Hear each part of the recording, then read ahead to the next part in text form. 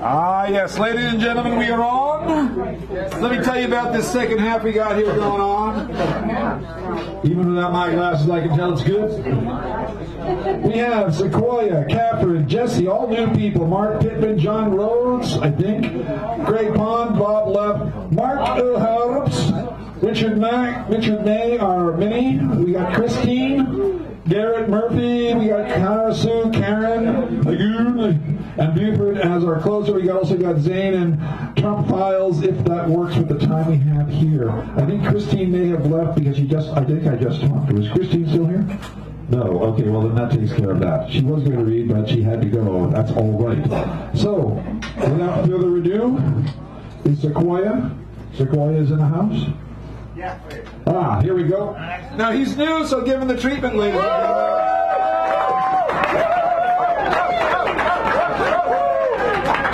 Oh, wait a minute. I might just. Hold on. Tap it. Now let me frame you in there, buddy. All right, so there he is. Thank you for the David Erdreich of the Erdreichs that we love and know forever and ever. Try to keep it short. We're going to do it like 4 minutes-ish at this point because I want to make sure we get everybody in, but, you know, do the best you can. Thank you so much, and go! As he says. This is my first time, so be young. When I was very young, my mom and I lived in a tiny trailer. In those days, autumn rain showers were like a blessing.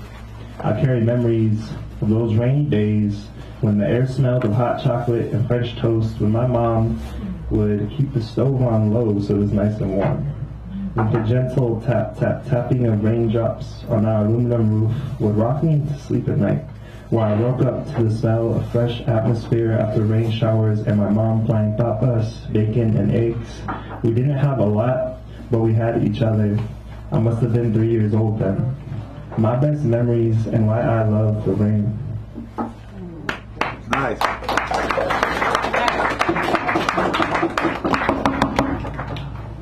So in the spirit of all the anti-Trump stuff, I have to get in on this.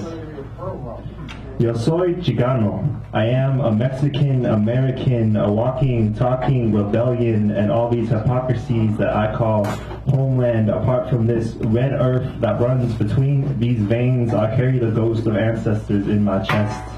And I will stand up for those whom you threaten, and if you think for a second that you will take this away from us, then you will have to pry it away from my cold dead hands, because see, I am Latino.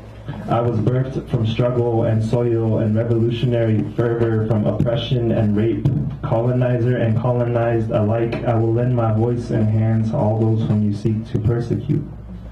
Because you are not my president, you are my oppressor, and our struggle starts now. Aquí estamos, la lucha sigue.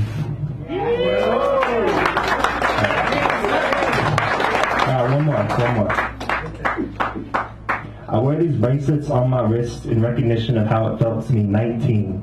So full of life, lost, with nowhere to go but up.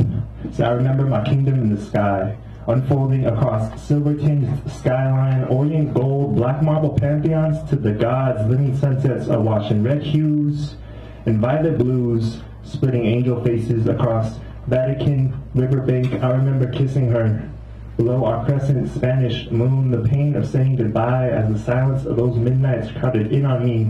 I remember being 15, feeling like I was going nowhere fast. Shut my eyes just to rest for a second. Woke up in Europe, crying down the sides of mountains as my denial gave way and I came headlong crashing into my past. And for the first time in years, I could breathe. See, I remember Barcelona bike rides, crisscrossing through traffic, hurtling down Main Street like death could never catch me. Valencia festival streets, firecrackers echoing choruses like 1,000 cannon shots, cracking the sky in half like lightning. Clarity. A young man searching for a voice, shaping it like acrylic steel in flames, devouring my sun and stars. It gave birth to a universe all my own, held together by the consummate gravity of my words. Austerity, lost generation, Acropolis, gunshots and pickpockets, a poet's Blood runs cold. See, those Parisian streets got soul. Graffiti giving rise to voice. Abandoned buildings from Lisbon to Athens. Murals poured out along city walls like love notes heard on deaf ears. I remember training my mouth to speak in grandfather's tongue, searching for words, just singing to escape me. I remember the salsa dancing and flamenco concerts. Coming home to the rising sun, falling in love in Rome, my heart broken in Florence, stitching back together again along the train tracks to Madrid, piece by piece. I remember coffee shops, curled up with a book and just reading for hours, days, as the earth passed me by, loving every minute of it, sleeping in train stations halfway across the world, camel rides, red-eye flights, guitar strings, Budapest, barbershops, in Amsterdam, coffee shops, and yet I still remember her. I remember the way she and all these things made me feel alive and in truth, as we are more than the sum of our parts. Our experiences are more than merely snapshots captured for a moment. See, these memories, everyone, are universes carried within us, and you and I are galaxies. Thank you. Yes. Thank you. Deploy Christian. All right. So we got, just to let you know, we got a full house. So please, when I call your name, let me read the next 5 that are coming up. Catherine, Jesse, Mark, John, Greg Pong, Mark O, Richard May, our mini, who reads a little longer. Then we got Garrett, Clara, Karen, Buford, maybe Zane, and Trump Files if we get that in there. So is Catherine here? Oh, Catherine. A newbie? Give her the round. Come on, people. Let's wake it up out there.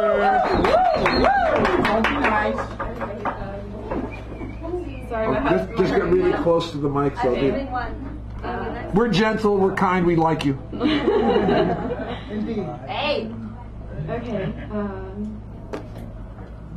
This is called Try to Care. When people care, the world suffers. What's the point of trying, right? I mean, I already have scars from hoping that it would someday be better. Maybe I would lose weight if I stood a little straighter. How my smile should make me look younger. Who am I supposed to marry? What not to say? It's always hard. And every year, my heart feels a little colder. And it fills me with terror. But those things don't make the world better, because it's all about me and my misplaced apathy that has given me and everyone my age indifference to how to make the world better.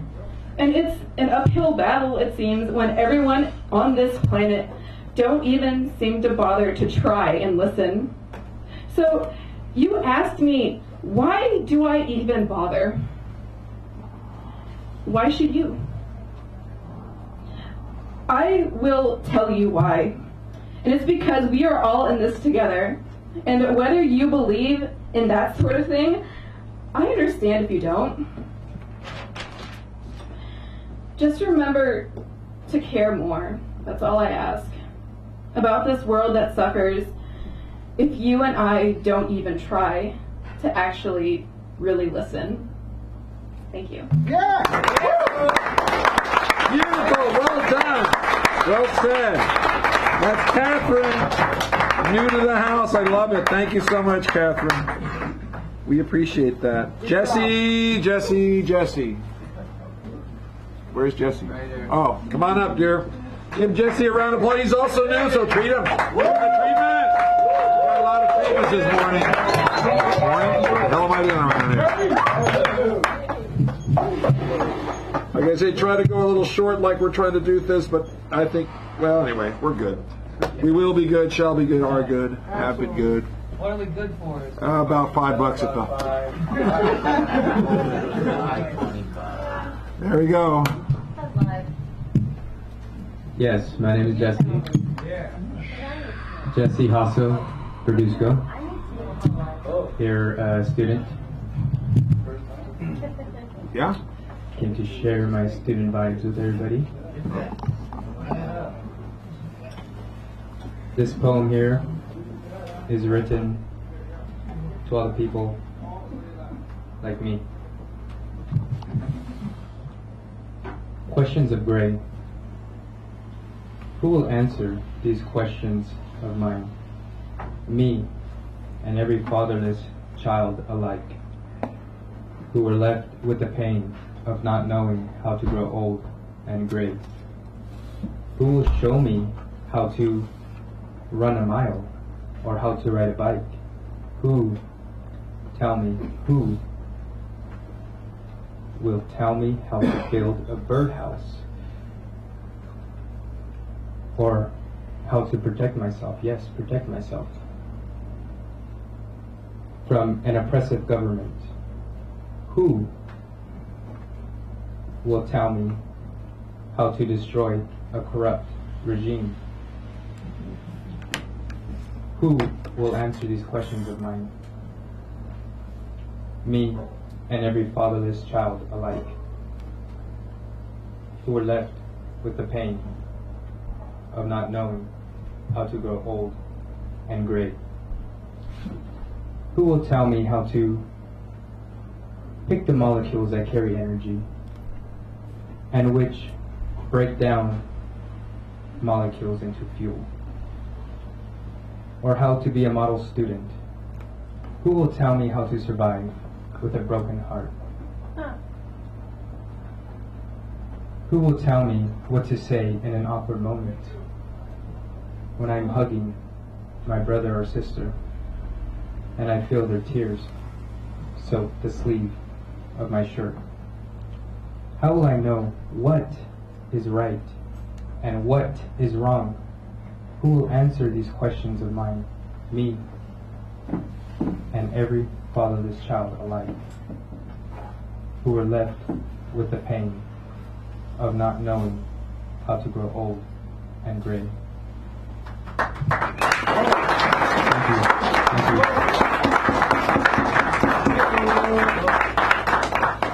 This next piece here will be a very marvelous piece. I wrote it sitting somewhere near my school, SF State. Just chilling on this log. And I was thinking of the most beautiful things in the world. This poem is called Two Flowers and One Bee. Two flowers and one bee. Without you in my life would be a catastrophe. I've been stuck in between my love for God and the powers I cannot see. I look once and it's false. I look once more and I'm lost. But I look one last time and there it is. The beauty of life I finally see. That all there really is are these two flowers and one bee. Thank you. There you go. That's Jesse New here. You heard it first, ladies and gentlemen. Mark Pittman. All right, give it up for Mark. He's also in the same category of newness. Come on, I don't hear it, ladies and gentlemen. I don't hear it. Okay. So you're at about like 4 minutes or something? Probably less than that. Okay, great. There we go. Give it up for him now. Hello, my name is Mark. I wrote this poem about myself and about our powers as poets and writers. Yeah, baby. It's called I'm But a Mark. A solid presence that works with the dark, a full vessel on a journey about to embark. I could bring hope, I could bring joy, I could rebuild, I could destroy. I could bring us together or tear us apart. I can mark down your prices at your local Walmart. I'm to be known, I'm to be grown. You can leave your own mark, but don't leave me alone. Don't be embarrassed if you can't live in rhyme, because we all will be marks. Just give it time.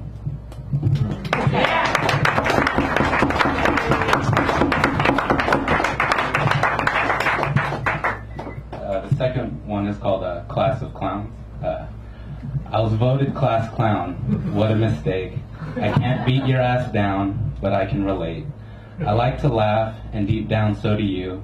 So put down your sword. we've got women to screw. Oh my goodness. John Rhodes is coming up next. Give him a round, please. Thank you for keeping for being so brief. I love it. You saved time. I love that. Perfect, wonderful, great. Come back. You're going to come back. You're going to come back, right? Yes. Okay, just make it. Okay, good. There we go. Just want to make sure. All right, John. Hi there. I'm probably not going to read a poem. I kind of like my computer, my camera. I have a plug on me, so I think I'm finally getting Section 8 this time. They finally they sent me another letter. This one complete. So I have to go through the background check and everything. I think everything will be all right. It's a smaller place, so I'm going to have to get rid of a lot of stuff. I have to get rid of like 1,000 books and about 100 pots. So I'm trying to get rid of all these things really cheap. I just happen to have these with me, and the books are like $4 a piece. This cost me about 11 to buy. This one's 10, and these I'll go for like four cups, $4 for a cup. It says Poetry TV, San Francisco Poetry TV, and also if you want custom mugs, like with a screenshot of when you're on the TV show, I can do that too. Just send me an email and I'll look and see if I have a good screenshot. And also it'll be a good way to remind me to get everything back up on Vimeo. So thank you. See him about that. He has a lot. He's made lots of videos, lots of people. Mr. Greg Pond, give a warm welcome to this guy. He's not new, but every day he is new. He's always new. He's Mr. Greg Pond. You're next, Mark. Just letting you know you got 4 minutes up there, Jesus. But Jesus. Is it a good? You got it? I'm sorry. Okay. Oh. Happy New Year, everyone. I would like to thank everybody for being here. Happy birthday to Sally, my mentor. And thank John Rhodes for all the great work he does for the San Francisco poetry community. And here we go. I'm going to share with you 2 poems. This first one, not quite sure how I wrote this, but I wrote this. It's entitled, A Racist Ponders Reparations. Oh, light poetry. All they ever do is complain and fuss about stuff from many years ago. How we made them ride the back of the bus, but we don't make them do that no more. The days of slavery have long since faded, so why are they demanding compensation? Only takes one crazy jerk to shoot up a church for them to say all white folks spew hate. They're trying to make us feel bad about displaying our Confederate flag proudly on our state license plates.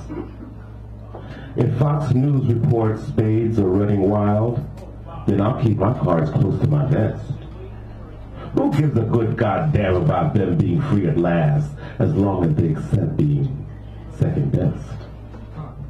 Now I hear them requesting reparations to get what they feel they deserve. Well, if they think they'll get a penny from me, a single crumb, let alone an apology, then they've got some hell of a nerve. Hell of a nerve. On another note, peace, brother. Peace go with you, brother, as you walk your walk through the crumbling dark, looking for a random glow or tiny spark to guide you through the night. It's all right if we don't always agree, and though we don't often see eye to eye or each other's reasons why, will you stand up for me when they come with chains to take away men who believe that freedom shouldn't be a deferred dream? Peace go with you, brother, as you talk your talk from corner lots to playground parks. Drop some knowledge, leave a mark on the hearts of those willing to listen. to the missing chapters of our history. Over centuries of diminished dignity, from ship to shore, slave to poor, it's no mystery when 1 million men march 1 million miles or more to press their shoulders together in united strength and force to open the deadlocked cell block doors marked freedom is still a deferred dream. May peace go with you, brother, for now we need each other more than ever before. Thank you. That's great fun.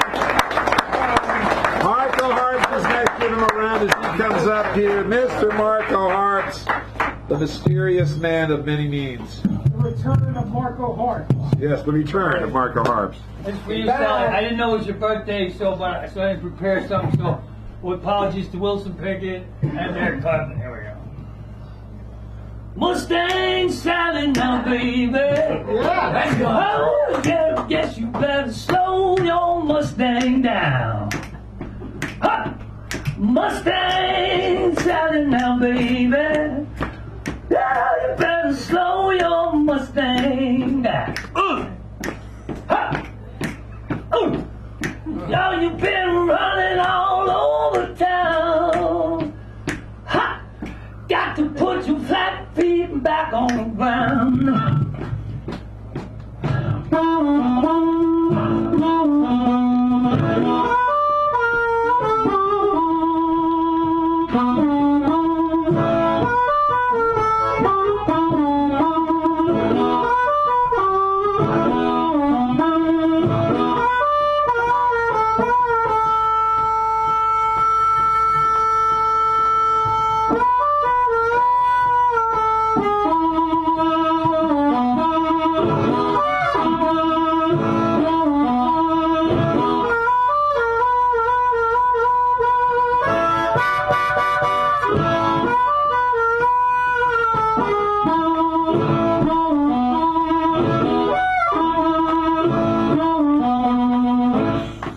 I bought you a brand new Mustang, 1965.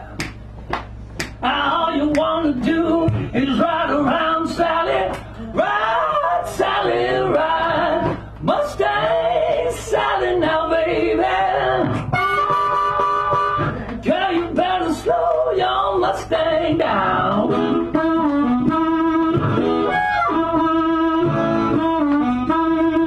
Now you've been running all over town. Got to put your flat feet back on the ground.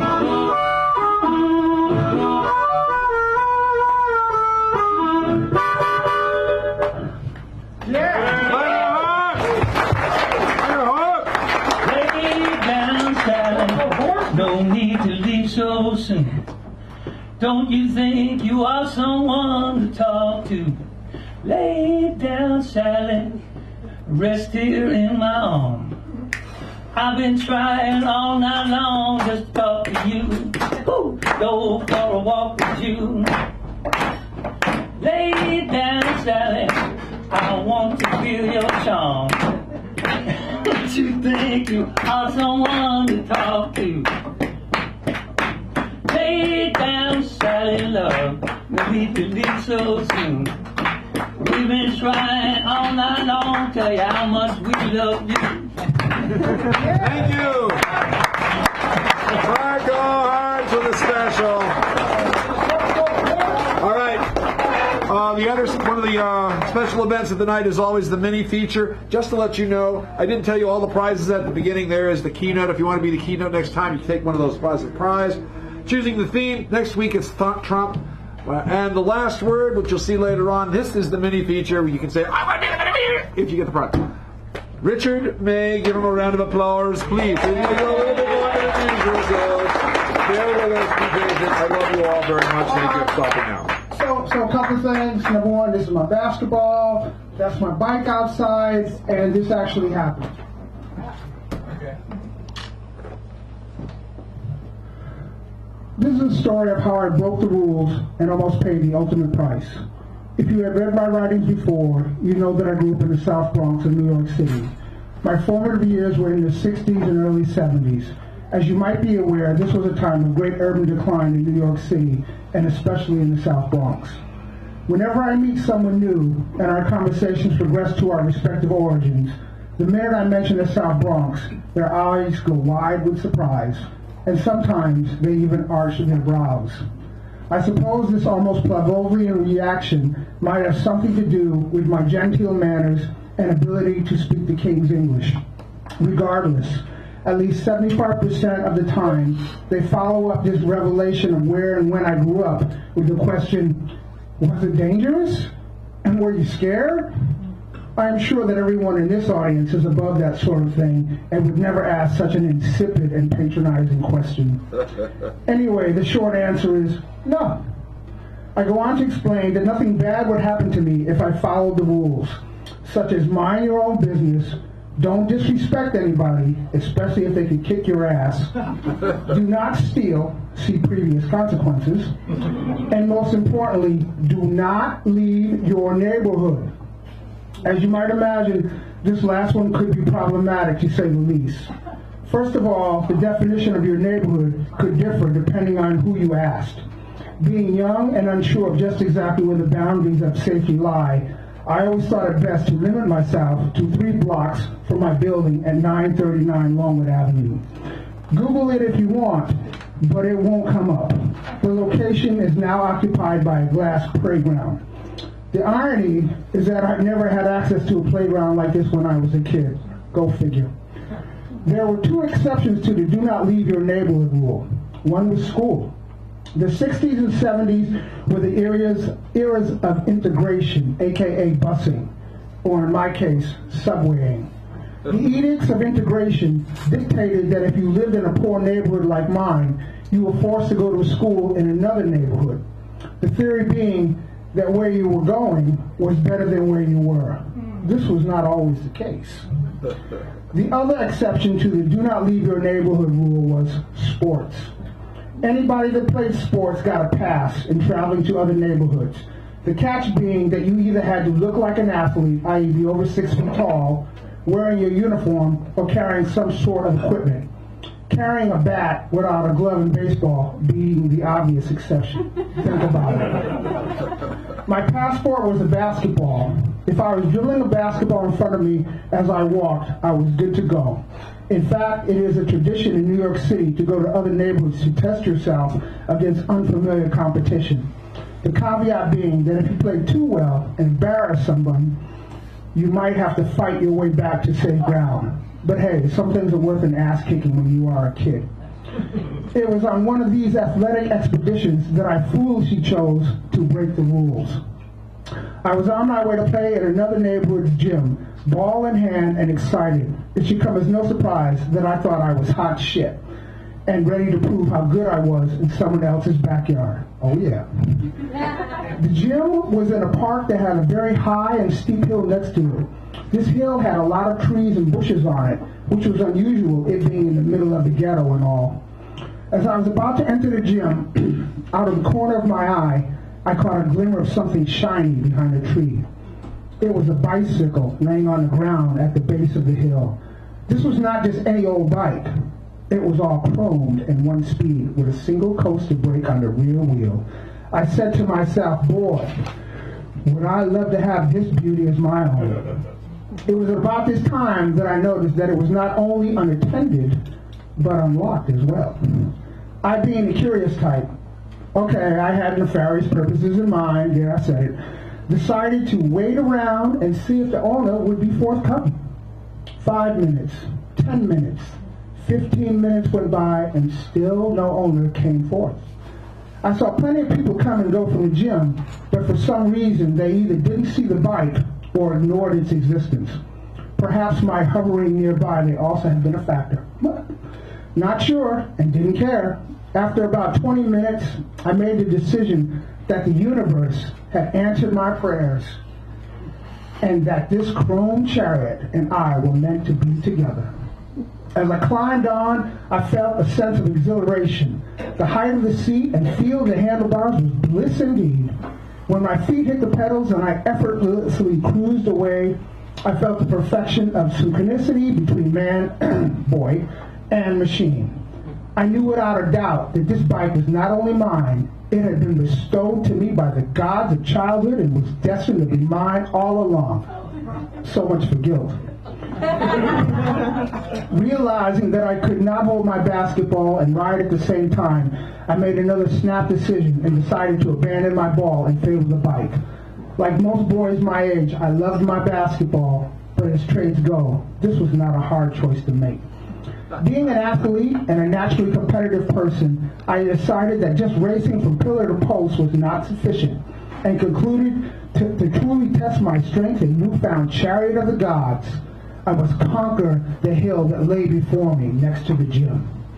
As I started up the hill, the limitations of my new chariot quickly became apparent. The hill was not only steep, but composed of soft, wet dirt.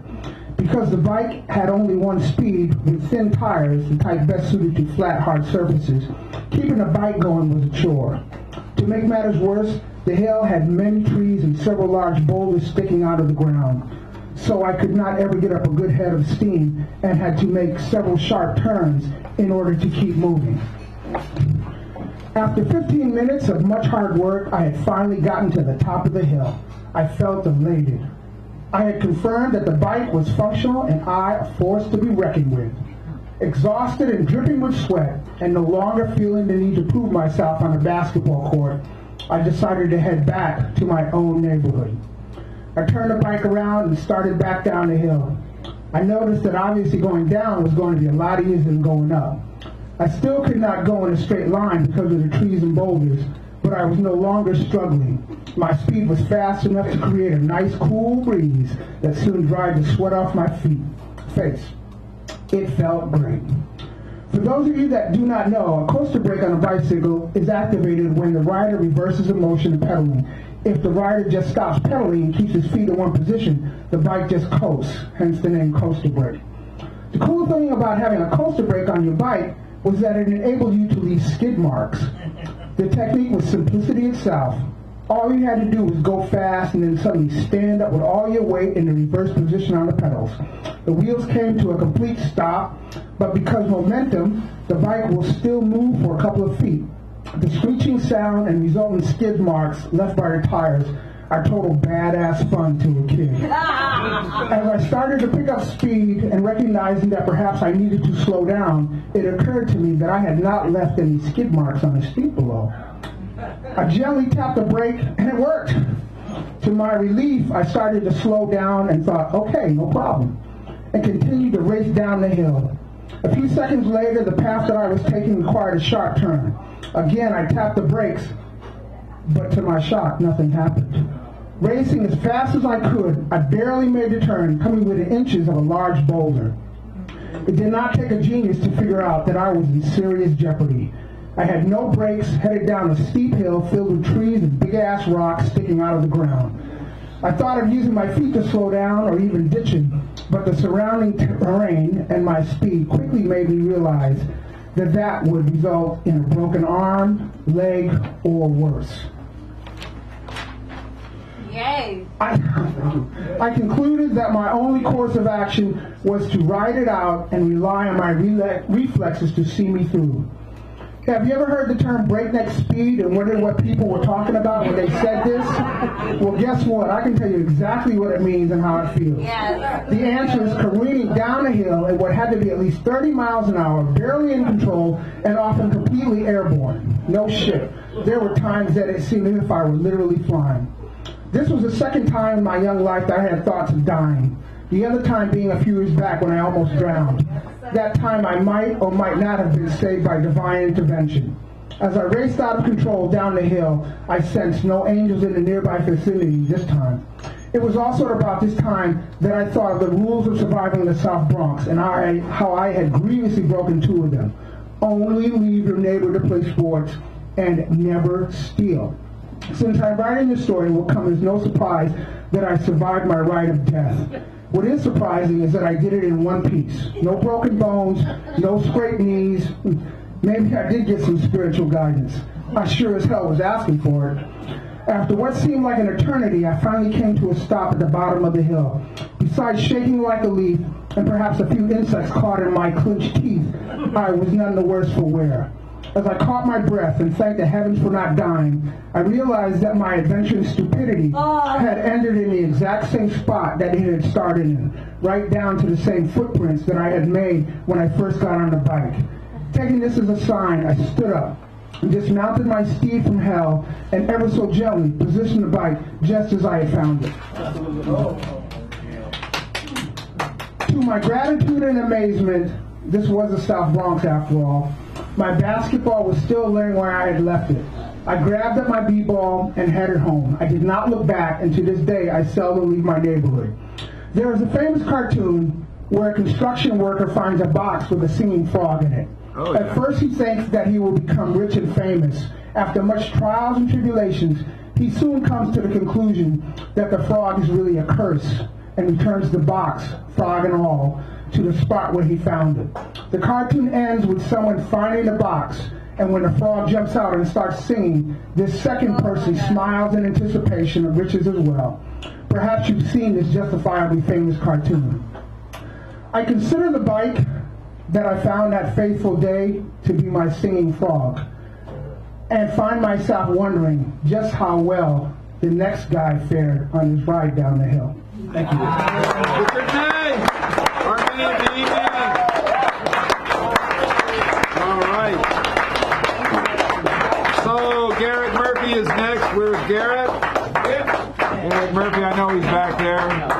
Here he comes. After Garrett, we got Clara, then Karen, then Buford, and then if things work out, we have a couple more individuals of note and esteem, or a bake, if not esteem.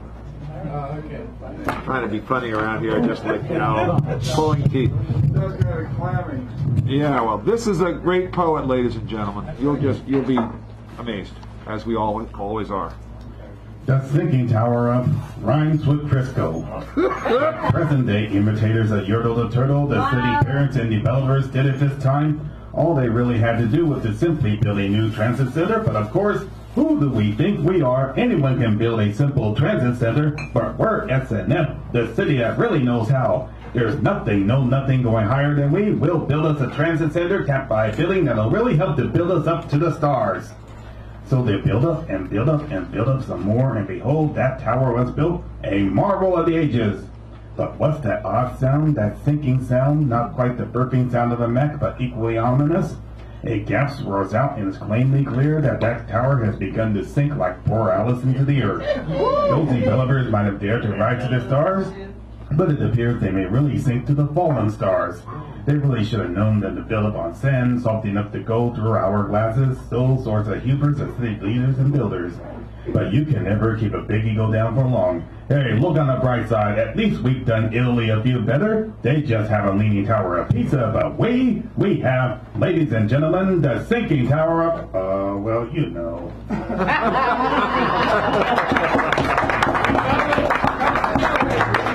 Western News. This may possibly hark back to the old Westerly 4. Iconic figure, larger than life and larger than all, especially the adversaries. Good guys wear white, are white, pure as snow, ramrod straight, chiseled, and larger than all, golden boys. John Wayne 6'4", Clint Eastwood 6'4", Buford Puzzler 6'6", James Arness is Matt Dillon 6'6", Bumper Morgan, shoe size 13 triple E, Schwarzenegger, mass of muscle. Bad guys wear black, can be black, or brown, or red, or yellow, or even one white, not like the icon, or foreign object, or even a white, not like the icon due to lack of size, or Aryanism, or patrimony or other.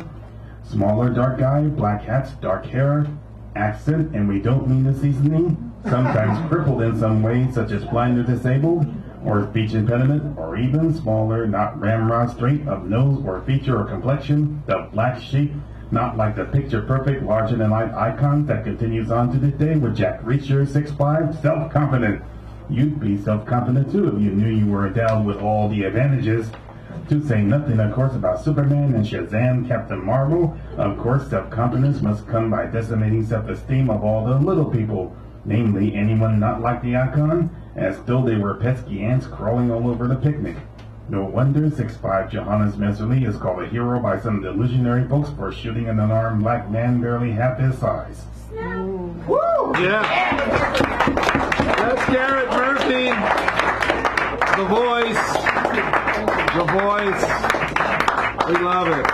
And now, from us to you, the dulcet tones of Clara Sue. And we have the ever-present David. Thank you, David. Always. Welcome, Danny. He called me Danny. I wrote this on New Year's Day, New Year 2017. A mouthful of happiness from there to here and here to there. Burp. Lucky to have warm clothes. Lucky to have a home. Those with sad eyes count down to 0. Their breaths white. Heart stops. Another body on the sidewalk. David Meltzer is dead. Jazz takes a pause, comes back on New Year's Day, wriggling to a strange beat. Okay, thank you. This one is for a friend of mine who passed away recently. He was an artist, a singer, and his name is Anthony Smith. So this is to Anthony. We are time's guests, but we've never been invited to stay. You marked time with your voice. Time cannot touch the memory vault where you sang on the small stage in the basement of Clarion. The room became your instrument, and we the sympathetic vibration, delirious, mad with greed, calling out for more, more. Life flows, old man river, with time, that old man river, appearing. He keeps on rolling, disappearing. He keeps on rolling along. Thank you. Clara, can you give it out to her? Thank you. That was Clara Sue. Always a wonderful voice. Now we have Karen coming on up here. Then we have Buford. Maybe a couple others. I think it'll work out. We'll see how that goes. Welcome back, Karen Melander Magoon. Karen Melander Magoon, is it? Thank you, everybody. A lovely evening. I thought, and happy birthday, Sally. Actually, I'm Karen. I don't think we've ever met before, but I was delighted that you started with your small time, your toddler poetry on up, and so I thought I'd do a toddler poem just because this is maybe I was 8, I don't know, but it seems so appropriate, and it's all about the rain. Rain, rain, rain. Such a small little creature to run along the roof, the chimney, the street. Such a dainty little elf to come knocking on our door, our window, our wall. The thunder is his voice, the lightning is his eyes, and the raindrops are his footsteps on the roof, the chimney, the street. Okay. And there was another inspiration. I don't know if I'll get to the poems I was going to say tonight, but then the other inspiration was I love the flowers and the bee. The 2 flowers and a bee. And it made me think of America poem, which was set by Hugo Wolf, and you can't beat Hugo Wolf. So, although I usually sing my own songs, this is Wolf, without the piano, unfortunately. And I'm going to sing it in German, but I'll explain. It's really simple. It's called Gleich und Gleich, meaning like and like. And it tells of a flower that comes up. You've all seen those flowers that come up a little bit early, like now. So when you look out there's a rose. The crocus, right? Yeah, it's not actually a crocus, but it's ein Blumenglöckchen. So a snowflower, little white flower. I'm not sure what they're called, but it's Blumenglöckchen auf Deutsch in German. And it comes up too early. And guess what? A little bee comes and meets it. And they were really meant for each other. So this is how it goes. Ein Blumenfleckchen vom Boden hervor war früh gesprosset in lieblichem Flor. Da kam ein Bienchen und naschte fein. Die müssen wohl beide füreinander sein. Now, did you all understand that? Oh yeah, I speak it like a native. Well, I pretty much translated it literally. They must have been meant for each other. Die müssen wohl beide füreinander sein. And naschte, that's such a great German word for eating somebody else up. You know. Oh, gnashing. Naschen. Oh, that's right, now we know. Ja, da kam ein Bienchen und naschte fein. Nation. So, now this is a little bit, serious stuff, but this is kind of serious. This is Goldilocks, Yemen.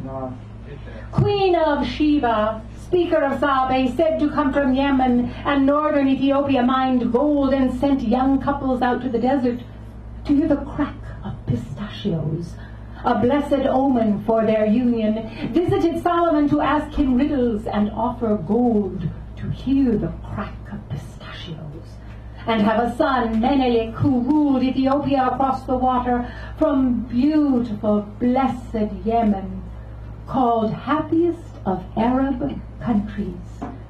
O Yemen, where is your happiness today, caught in the vice of your neighbor Saudi Arabia, and its enemy Persia, caught in the vice of Western air power, desire to control your waters, your resources, your children suffer, your beautiful land suffer, your perfect climate, O Goldilocks of rain and sun, suffers as the tears of greed and hegemony return again and again to destroy you and your children.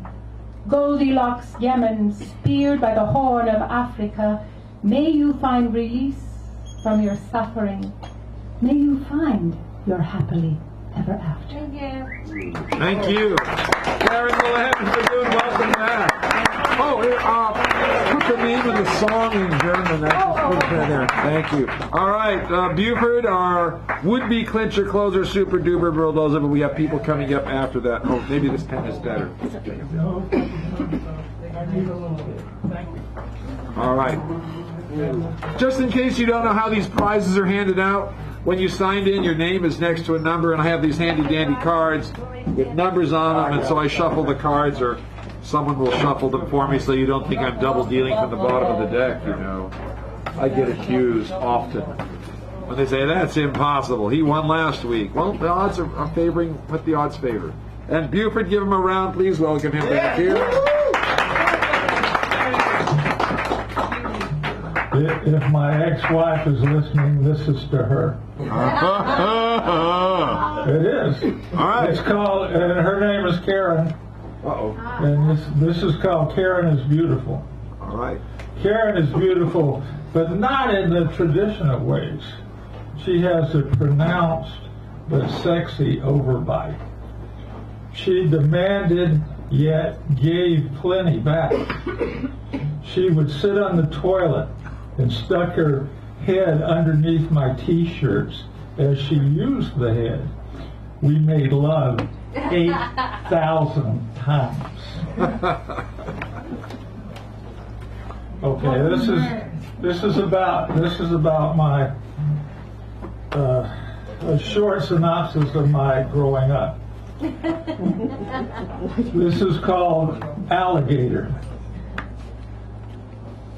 Like an alligator, I have not quite survived the Gulf Coast swamp.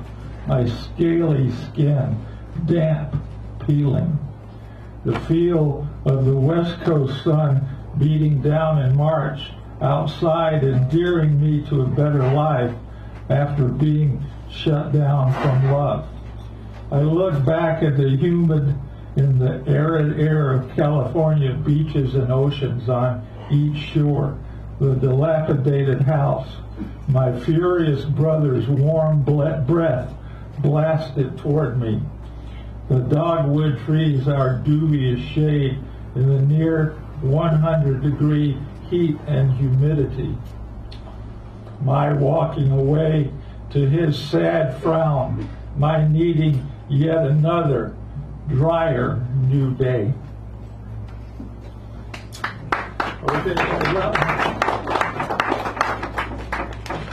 And here's my anti-war side. We're going back a few years. Let's face it, all of us would rather not be here, would rather not pick up the newspaper as if it were lead, burden ourselves with all the horrible news like no presents on Christmas or Hanukkah or wherever we come from. No good news. We look at his or her face, their expensive so-called truth, whatever government lackey he or she is, the leaders of the unfree world. Over in Iraq, little kids cry just like they do over here. That's the one thing I'm sure about. There are lots of people who have no money, no mental health facilities, while billions of dollars are spent on millions of bombs going off, and people have to worry about keeping their heads attached to their shoulders. I don't want to have to hear about that. Let's face it, the streets are full of people starving and people protesting. The protesters have no money to save the homeless, but their and our voices are trying. We need to bring the women and the men home and retrain them somehow to lay down their guns permanently. War will never help anybody find peace. Yes. Thank you. Okay.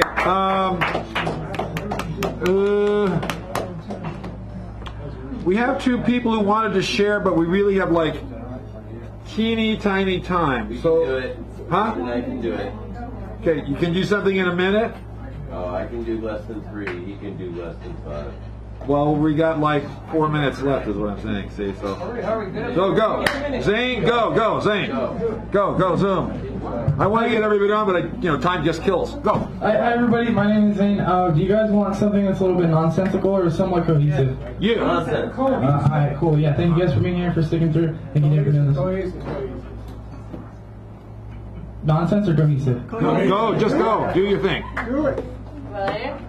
Throat clogged and screaming, no sound, syllables only singing with trees and wind and bells and cracked and stuck between worst and nothing at all, but dramatizing the minute is all this world has allowed for seconds into hours into canvases white and painted over and over and over of forgotten hue, forgotten subject. Nobody needed to be the focus because boy knew who he was painting for, but she didn't see, she won't see photo of her left on black desk in bed, left at home grown up, and she visited and she's thousands of miles away. It's been years, but he is still making art for her, and I'm making art for her too. And art is swimming in freezing cold water. Art is swimming through solid, and my lungs are deciding to put out, and my car has a better track record, so I stay along with her for the ride away and away until wheels fall off, engine gone. I'm in the ground pulling fingernails off of my hands because I'm sick of growing, and body don't give me what I want, just what it wants, and that's to keep going. And I keep going, but it's not as real or worth it as I would like to, but it's not supposed to be what I would like. The fireplace is a throat.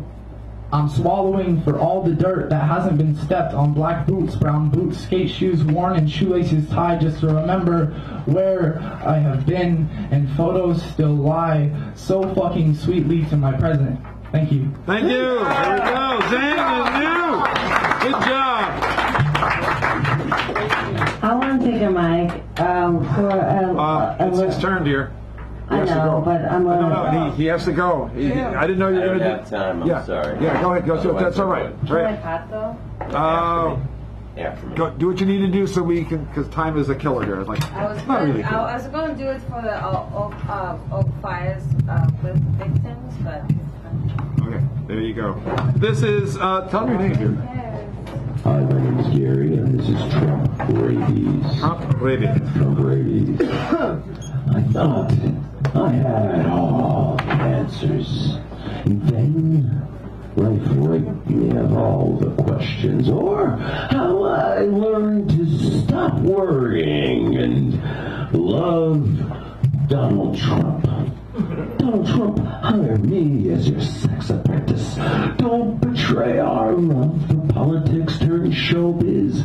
Who cares how high the rent Putin pays on your booty is? I want to give birth to Trump babies. I long to itch with Trump brand scabies. I'm crazy in the streets with Trump political rabies.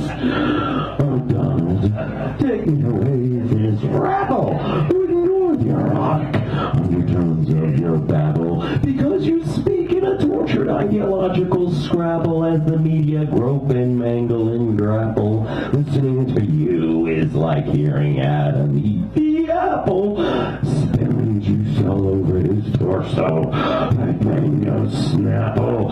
Oh, Donald, don't build a wall between your heart and mine, your Republican queen. I promise me raping you is just a dream. It's true. I do want to immigrate into you, sexy man. But Donald, don't worry. I'm 100% not Mexican, so please don't whip that thing out again.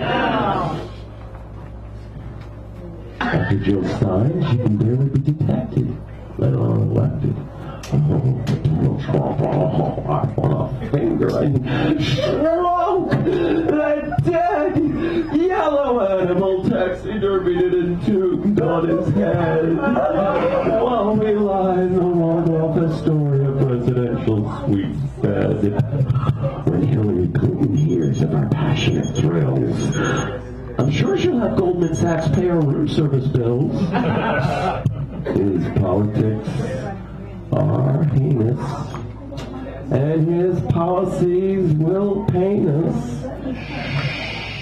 Yet, I want his maniacal rhetoric shows up the latest.